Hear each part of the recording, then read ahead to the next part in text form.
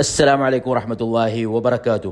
പരിശുദ്ധ കഅബ ഷരീഫിന്റെ പുതിയ താക്കോൽ സൂക്ഷിപ്പുകാരനായി ആൽ ഷൈബി കുടുംബത്തിലെ ഏറ്റവും മുതിർന്ന അംഗമായ അബ്ദുൽ വഹാബ് സൈനുൽ ആബിദീൻ ഷൈബിയെ തെരഞ്ഞെടുക്കുന്ന അവരുടെ ഒരു കുടുംബ ചടങ്ങാണ് നിങ്ങളിപ്പോൾ കണ്ടുകൊണ്ടിരിക്കുന്നത്. 2014 മുതൽ 2024 വരെ ഏകദേശം 10 വർഷത്തോളം താക്കോൽ സൂക്ഷിപ്പുകാരനായിരുന്ന സാലിഹ് സൈനുൽ ആബിദീൻ ഷൈബി ഇന്നലെ വഫാത്താവുകയും പിന്നീട് റസൂലുള്ളാഹി സ്വല്ലല്ലാഹു അലൈഹി വസല്ലമയുടെ കാലം തൊട്ട് നോക്കുകയാണെങ്കിൽ 78ാമത്തെ താക്കോൽ സൂക്ഷിപ്പുകാരനായിട്ടാണ് ഇദ്ദേഹം ചുമതലയേൽക്കുന്നത്.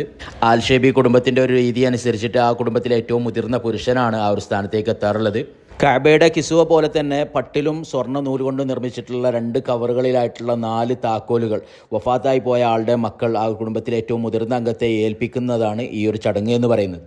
റസൂലുള്ളാഹി സ്വല്ലല്ലാഹു അലൈഹി വസല്ലമയുടെ കാലം തൊട്ട് ഇന്ന് വരെ അവരിൽ മാത്രം പരമ്പരാഗതമായിട്ട് കൈമാറി വരുന്ന കഅബയുടെ പ്രധാന വാതിലിന്റെ ആ ഒരു താക്കോല്, അതേപോലെ തന്നെ പിന്നീട് ആധുനിക സൗദി ഭരണകൂടം നിർമ്മിച്ചിട്ടുള്ള കഅബയുടെ ഉള്ളിൽ കൂടി മുകളിലേക്ക് കയറുന്ന ഒരു ഗേറ്റ് ഉണ്ട്, ബാബു തൗബ എന്ന് പറയുന്ന ചെറിയൊരു വാതിലുണ്ട്, അതിന്റെ സ്വർണത്തിന്റെ ഒരു കീ, അതേപോലെ തന്നെ കഅബന്റെ അകത്തുള്ള ഒരു സുന്ദൂഖ് ഉണ്ട്, ഒരു ബോക്സ്, ഒരു പെട്ടി, അതിന്റെ ഒരു കീ, അതേപോലെ മഖാമു ഇബ്രാഹിമിന്റെ പഴയ കാലത്ത് മഖാമു ഇബ്രാഹിമിന് അത് കവറിംഗ് ഒന്നും ഉണ്ടായിരുന്നു, പിന്നീട് ആധുനിക സൗദി ഭരണകൂടം ഒരു ചില്ലും കാര്യങ്ങളൊക്കെ ഉണ്ടാക്കിയ സമയത്ത് അതിനൊരു പൂട്ടിടുകയും അതിന്റെ ഇങ്ങനെ അടങ്ങിയിട്ടുള്ള 4 താക്കോലുകളാണ് ഇവരെ കയ്യിലുണ്ടാവുക.